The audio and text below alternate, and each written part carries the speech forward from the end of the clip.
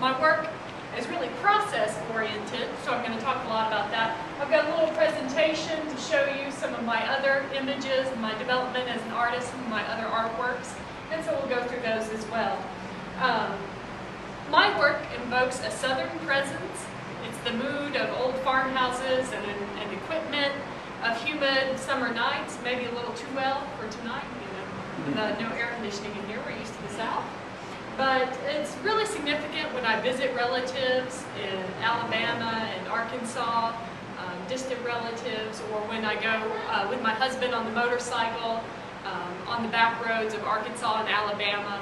And it's that feeling that you get from being in Arkansas and the South, and it's something that I was driven for a real closeness to, especially today when we've got cell phones and Facebook and all the different things going on in our lives. It's almost a simpler time and a simpler place that I felt a real connection to. So that's sort of how I got started and how I do my thing. Whoa! I'm going to figure it out here. And I thought this was a unique opportunity to speak about my work because the very first oil painting series I did in 2005 were of the bathhouse that's open to the public here in Hot Springs and on Bathhouse Road. I love history, and I love art history and all kinds of history. And so they really inspired me. I was interested in the double purpose of the bathhouses, that they were for entertainment. The gangsters visited here, old Hollywood. They said it was going to be the next Hollywood. And as well, the sick people came here because they wanted to be healed by the springs. And so I wanted to combine those two elements in these pieces.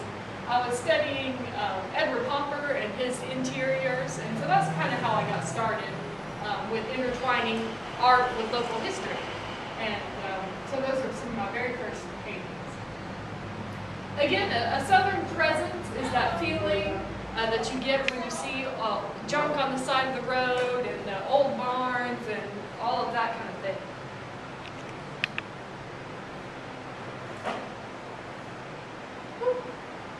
And most of my work is based on a box of old photographs that my grandma had in her house.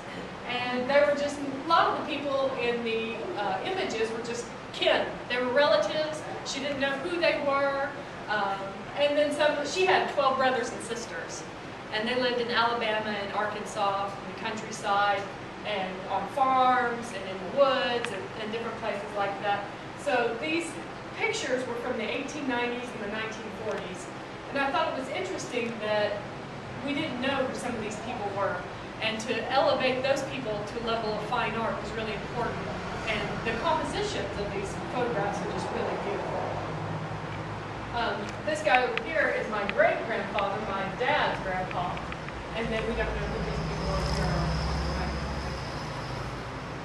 And so that's where I sort of got started with this idea. This piece is called The Will, and it's the very first found object piece that I did.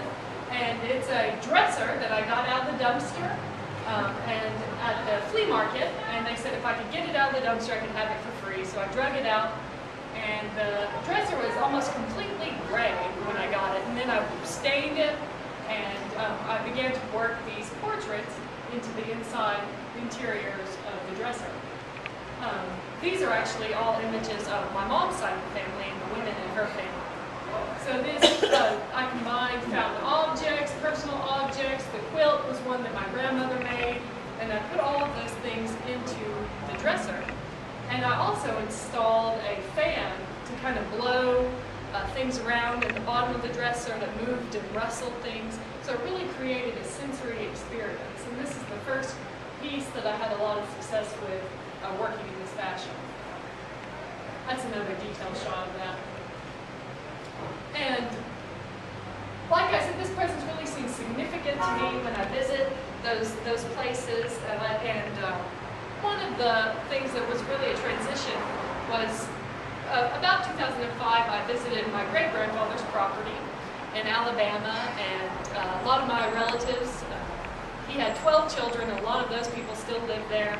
And I got to see his bootleg distillery that was still on the property. And I really started to notice the junk that was on the side of the road. And that is really caught my eye, and I thought that was really interesting. And to elevate those things to fine art. So this is a piece, this wood I actually got from Gene Hatfield. Does anybody know Gene Hatfield in Conway? He's got a lot of outdoor sculptures and yard. Some people think it's junk, some people think it's art, and he's just a wonderful guy and a great friend. And so he gave me the wood in this piece. And I assembled it onto a brace to kind of look like a fence. It's called Kin.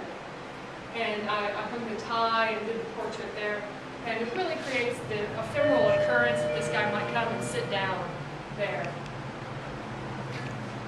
And these are just more images from this Southern Presence series, different found objects. I work with anything. I'll find things on the side of the road mainly and in flea markets, and my husband will attest that they start stacking up in the studio, and then I hang them up on the wall and I look at them, and then images kind of seem natural for those objects after a while. Sometimes they stay for a couple days and I say, oh, I know what I want to do with that piece, and sometimes they stay in there for a year before I figure out what I want to do with it.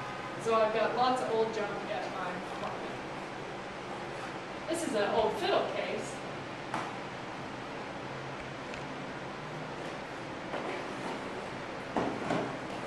And so when I was in